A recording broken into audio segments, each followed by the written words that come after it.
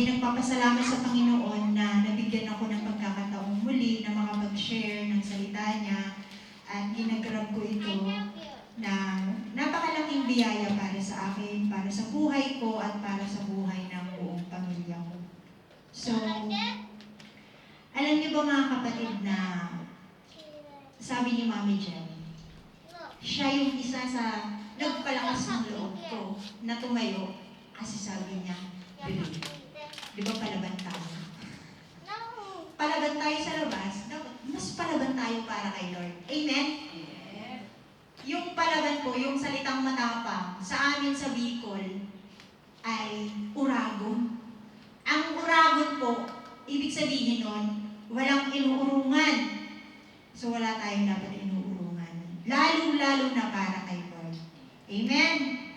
So, I honor it as honor the prayer of Sister Miles and yung declaration ni Brother Joseph para sa ating gawain ngayong gabi. I accept it and I claim it. Tinataas ko lahat kay Lord na siya yung mangunguna sa atin sa gabi ito. Siya yung mag-anoint sa akin. Yung deliberation ng mga words ko ay nagiging maayos at nawa po ay yung portion niyo, bawat isa ay makuha niyo rin po. Yung portion na inilaan para sa inyo ni Lord. Amen. So, ang topic po natin ngayong gabi ay in the book of John. John chapter 21, verse 21 to 22. When Peter, can we stand up po? Let us read our topic together. Okay? So, let us read 1, 2, 3. John chapter 21, verse 21 to 22. Peter saw him, Lord, what about him? Jesus answered, if I want him to remain alive until I return, what is that to you? You must follow me. Amen?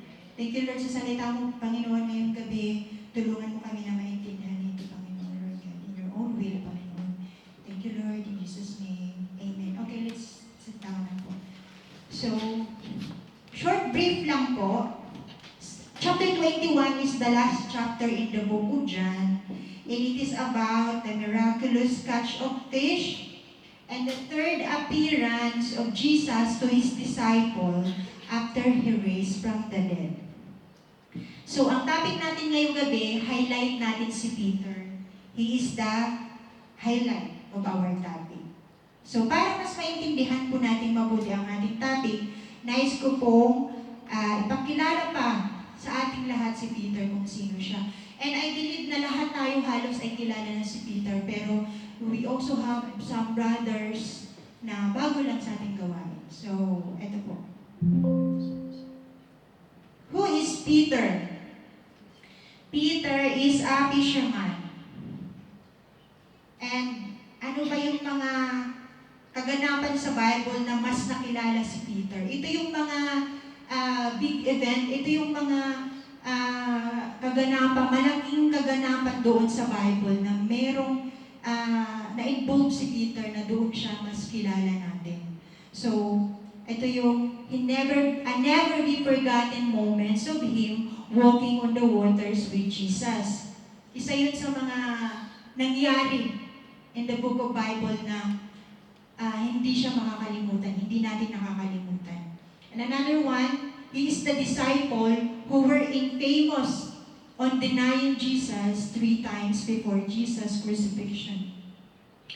So, lahat naaalala natin ito, yun yung mga pangyayari in the book of John na kilalang-kilala si Peter dahil sa mga pangyayari ito. So, I put the open and close parenthesis na through he had many faults, Jesus chosen Peter to be his trusted apostle. So, sa kabila ng mga nangyaring yun, sabi ng mga Bible scholar, Jesus chosen Peter to be his trusted apostle sa kabila ng mga ginawa niya against Jesus. And we will understand why Jesus chosen Peter to be his trusted apostle later sa ating pag-aaral. So, si Peter, yung character niya, meron siyang hindi magagandang character. Impulsive siya. Which is yung pagiging impulsive niya, I believe na lahat din tayo, meron din ganong character, attitude. Impulsive siya in a way na pag nagsabi siya, nag-isip siya, yun na yun. Ambitious. Ambitious sa sitwasyon na gusto niya rin lumakad sa tubig, kagaya ni Jesus. Diba? Ambitious. Bakit niya agad naisip na lalakad sa tubig? Si Jesus yun yung lumalakad sa tubig. Gusto din niya, lumakad din siya sa tubig. May character siya na pagka-ambitious. Self-assertive, ibig sabihin po nito, overconfident. Sobra-sobra, di ba sabi natin, lahat ng sobra ay masama. Overconfident siya. Di ba? Nung time na sinabi niya na, ito yung time na tinanong siya ni Jesus, Peter, do you love me? Tapos very confident siya, yes, Jesus, yes, Master. Very confident siya, without thinking, ano ba yung tanong ni Jesus na, Jesus, Peter, do you love me? 3 times, di ba, tinanong siya. Tapos yung sagot niya, yes. Tapos sumama ka loob niya kasi bakit 3 times siyang tinatanong, alam naman ni Lord ang totoo. Very confident siya sa sagot niya. And very, quick to commit without fully understanding. Without fully understanding na yung mga sinasabi ni Jesus sa kanya ay may ibig sabihin. Hindi lang yung literal na tanong at literal na salita. Tinitake niya lagi na literal. So without understanding sa mga nare-receive niyang salita na binibigay sa kanya ni Lord, without understanding, nagkukumit agad siya. Amen? So, tapos na tayo sa pagkilala kay Peter. Let us go back to our topic. So, mapapansin niyo mga kapatid, sa verse 21, Peter is asking Jesus. The question is, Lord, what about him? Tanong, di ba? Question. Tanong. Sa verse 22, Jesus answered, if I want him to remain alive until I return, what is that to you? Ano po napapansin niyo sa verse 22? If the verse 21 is a question, sa verse 22 is another question. There is another question on the verse 22. So it means Jesus did not answer directly to Peter. Jesus answered Peter indirectly, in a way, giving Peter another question. Bakit kaya? Bakit hindi kaya sinabi ni Jesus na, yes, Peter, I want him to remain alive until I return. So what is that to you? My if. The if gives me confusion. The if might give Peter a confusion and curiosity. Bakit? May tanong. Bakit si Lord ang tanong ay ang sagot niya? Another question. Tapos, if pa, it gives me confusion. Ba't hindi na lang niya direct sabihin na, yes, Peter, I want him to remain alive. So come, follow me. Hindi ganon. There's another question pa. Sabi niya, what is that to you? So it means, mga kapatid, Jesus did not answer Peter directly. Instead, he answered Peter indirectly answered. At yung sagot pa niya, another question. Diba? At yung malala pa, sinundan pa niya ng command. You must follow me. After Jesus giving Peter a confusion, a question mark, and a curiosity, nagbigay pa siya ng command. You must follow me. Nakakapagtakaan. Bakit kaya? Bakit kaya parang kinonfuse ni Jesus si Peter? Bakit kaya parang hinang-on niya si Peter sa sitwasyon na magkakaroon si Peter ng question sa isip niya? Na pwede namang hindi na lang para hindi maguluhan si Peter. Para tuloy-tuloy na lang, hindi ma-distract si Peter dun sa question sa isip niya. Para tuloy-tuloy si Peter sa pag-follow sa kanya. Hindi na magkaroon ng distraction, ng question, confusion, and curiosity sa isip niya. Bakit kaya mga kapatid? So, yun pa. Doon sa command ni Jesus, you must follow me. Sobrang bigat po nito. Na-realize po ba natin na ang salitang must is ibig sabihin ng must? Kailangan, obligado ka. Hindi ito choice lang.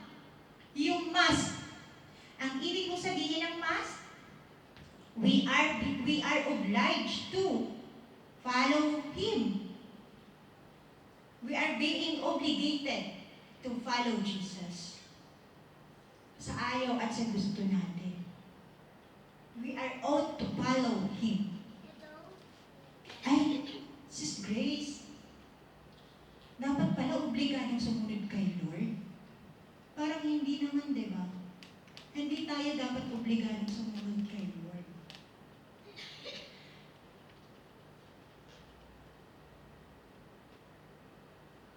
Matthew verse 10:38. Whoever does not take up their cross and follow me is not worthy of me. Amen. Following Jesus is not a requirement for salvation. This is about a life of an obedient disciple. Sino ba si Peter? He is a disciple of Jesus. Amen? So we are talking about the obedience of a disciple. And remember that Peter is a chosen of God. Why we are here? Why we're here? I believe sa ilang taon ko na pong pagsunod kay Lord, I believe coming here is not just about our faith. Hindi na lang ito sa faith natin eh. Kasi alam niyo mga kapatid, kung faith natin ito, pwede na pang huwag na tayo mag-church eh.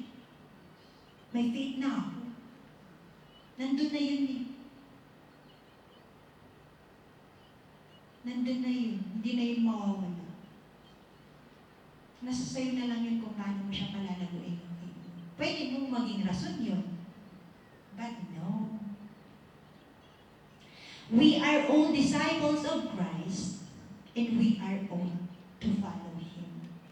Because we are God's chosen.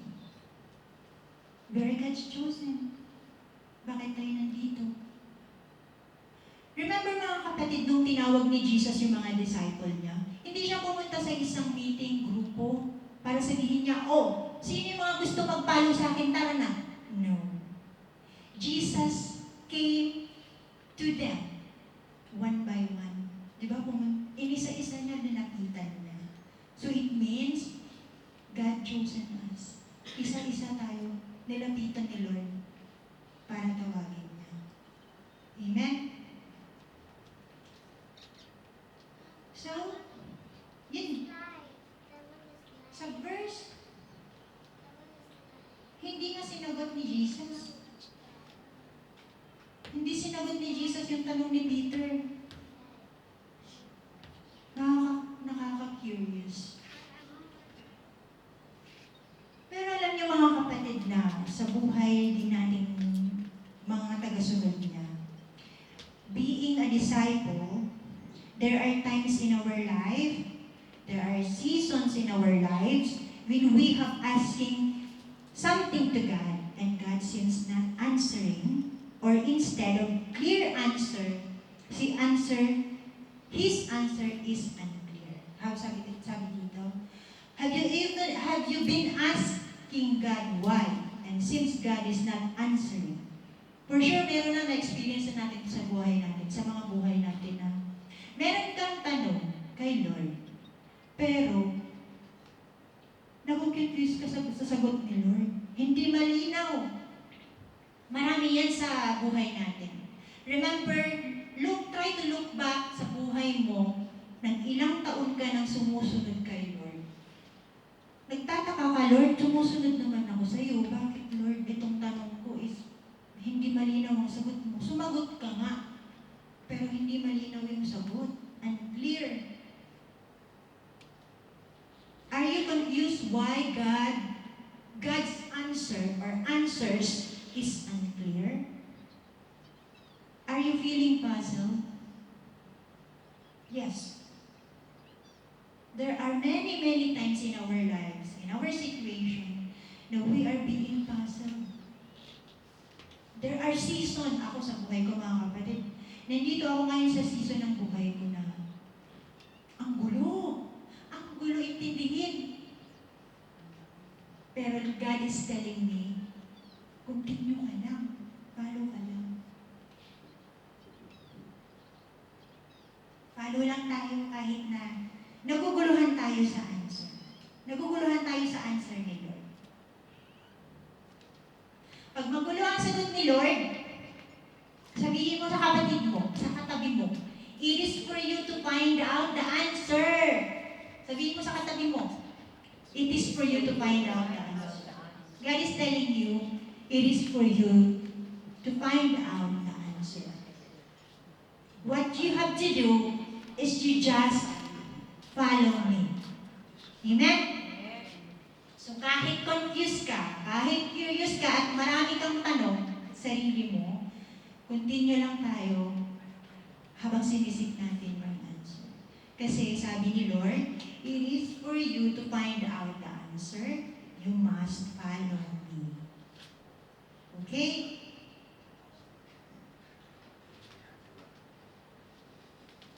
Sa habang pagsunod natin kay Lord, kasi nga, we are being obligated to follow Jesus. Why we are being obligated?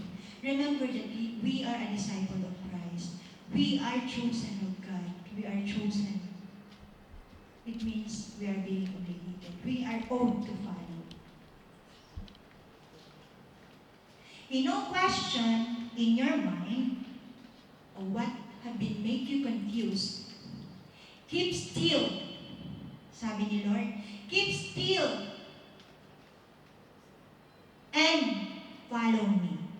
Keep still. You must follow me. Sometimes mga kapatid, sa sitwasyon natin, we don't know the answer right away. We don't need to know the answer right away. Kasi minsan, pag gusto mo na nakaagad ng sagot, it leads you to sin. It leads you to something na magkakasala ka pa tuloy. So just trust God. Keep still. And you must follow me.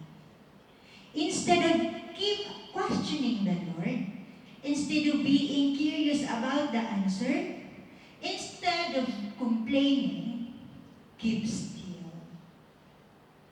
Why? Why we have to keep still? God might want to us to discover something. God might want us to learn something while keeping still and while waiting for the answer. Amen? Are we following? At minsan mga kapatid, sa mga question natin, noon may question ka, tapos ngayon sinagot na. Ang dating, di ba parang, yung question mo noon, na sinagot na ngayon, nagiging add up siya doon sa faith mo. So it means, yung faith, kasunod na lang pag nag-obey tayo kay Lord. Amen. So now, we are here to our subject. Our subject is keep still and focus. Instead of focusing others, we have to focus on ourselves. Keep still and focus. We will understand our topic sa mga susunod na slide. Team self-development. Self-development, and I put Christianity because this development is about our Christian life. Transitional statement, Jesus is our role model. Wala tayong ibang role model kundi si Jesus. So, remember, while walking, while obeying, while following Jesus, we have to remember that Jesus is our role model. Point 1. Focus on your godly character. Godly. Godly character reveals Christ to others. And when we live with Christ's character, people see Christ in us and experience the love of Christ through us.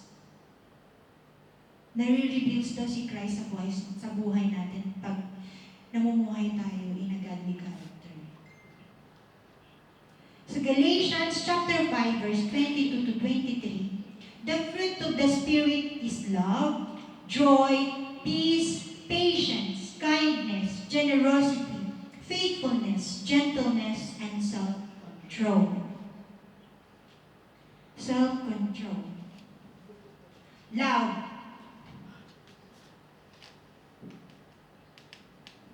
Do we love our enemy? Of course not. Ang sagot. Do we always have joy while serving the Lord? No. Not always. Do we have peace? Not all the time then. Are we patient? Si Peter, yung character niya, impulsive siya. Wala siyang patient. Kindness, are we kind? Baka kind lang tayo nandito sa church. Baka pagdating sa labas, hindi na tayo kind. Generosity. Generous ka doon sa mga tao na gusto mo lang, pero hindi ka generous doon sa mga tao na ayaw mo. Faithfulness. Faith lang tayo pag nandito sa loob ng church, pero hindi tayo faith sa labas. Are we gentle? Si Peter, nung nagtanong siya kay Jesus, Lord, what about him? Hindi siya sinagot ni Lord ng, what is that to you? Gentleness. Hindi siya sinagot ng, oh, kulit-kulit mo, Peter. What's that to you? Why you keep on asking me? Alam mo naman na, you have to follow me. No. Hindi sumagot si Jesus ng ganun kay Peter. Self-control. Fail din tayong lahat dito. Dahil in some instances, wala tayong self-control. That's why the importance of focusing ourselves is very important. Focus on your godly character. Instead of focusing others, you have to focus on ourselves. Sabi nga, while waiting for the answer, God wants us to develop something. God wants us to learn something. And God wants us to be something. Na kung ano yung gusto niya, maging tayo, na maging kaaya-aya sa Kanya. Godly characters reveals Christ to others. Without saying, dapat nare-reveal na. Without saying anything, nare-reveal na dapat na. We are Christian. Amen? O baka Christian lang tayo kasi nandito tayo sa loob ng church. Pero sa labas, hindi na tayo Christian. Alam niyo mga kapatid, please don't be offended to my preaching tonight. Kasi kahit ako po, I am the number one target of this preaching. The preacher itself is the number one target sa preaching na ito. So don't be offended po dahil I'm just delivering what is the Holy Spirit and the Lord is giving me para i-share mo sa atin. Amen? When we live with Christ, character, people see Christ in us and experience the love of Christ to us. Na-experience ng mga tao sa paligid natin ang love ni Lord through sa atin. Only when we are willing. Only when we are happy. Pero pag di tayo happy, pag ayaw natin yung tao, pala ka dyan, ba't kita ilalaw? Hindi kita ano, hindi nga kita ilalaw. Inaaway mo nga ako, ba't kita ilalaw? Amen?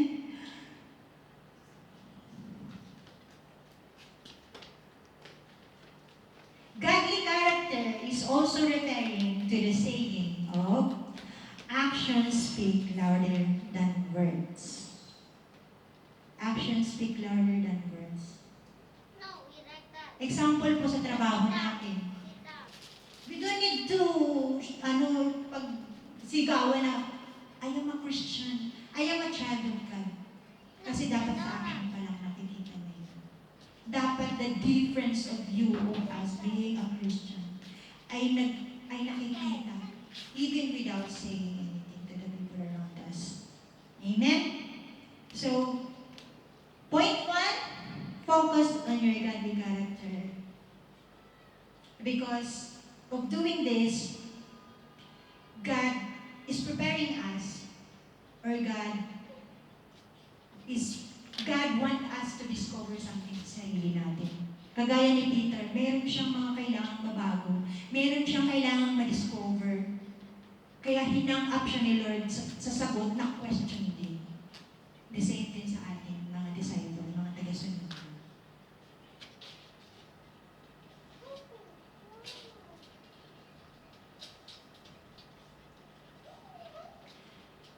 John chapter 3, verse 18.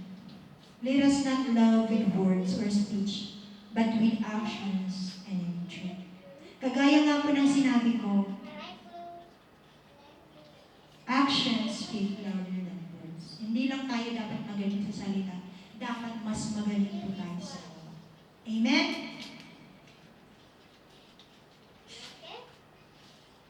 Point 2. We still have 9. Focus on your spiritual growth. Spiritual growth is about maturing in our faith in all aspects in our life. All aspects. This journey of growth should be shaping us to be more and more like Jesus. As you see mga kapatid, nilagyan ko siya ng underline kasi yan yung goal natin. The goal is to be more and more like Jesus.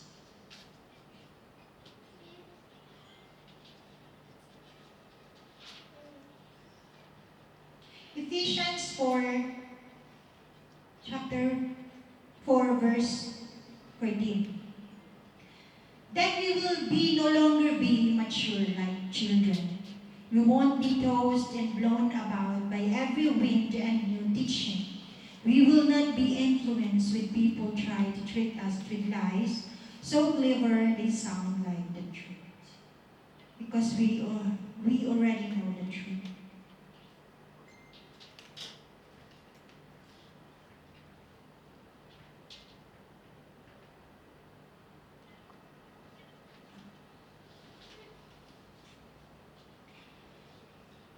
Kung naalala niyo po, sabi ko, in all aspects.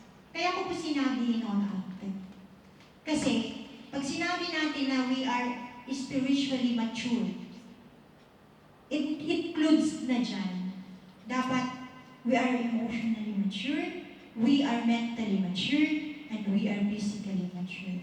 Hindi lang tayo, hindi po pwedeng maging spiritually mature ka, pero hindi ka mature sa emotionally. Hindi ka mature sa emotional, hindi ka mature mentally, and we are not mature physically.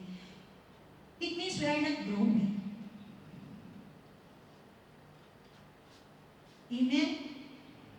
If we are spiritually matured, we are growing.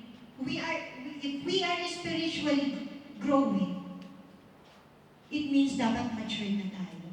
Mature tayo in terms of emotionally. Kasama na dyan yung socially. Paano ba tayo makipagsalamuha sa tao? Paano ba tayo humarap sa tao pag wala tayo sa loob ng church? Ano ba tayo outside the church? Ano ba yung mga ginagawa natin? Paano ba tayo makipasalamuha? Are we still bringing the name of Jesus while we are socializing? Are we still bringing the name of Jesus sa Facebook when we are in the social media? Or baka, ibang-iba yung personality mo sa social media and you are very different. Ang personality mo, ang character mo pag nandito sa church, it means that we are not growing spiritually.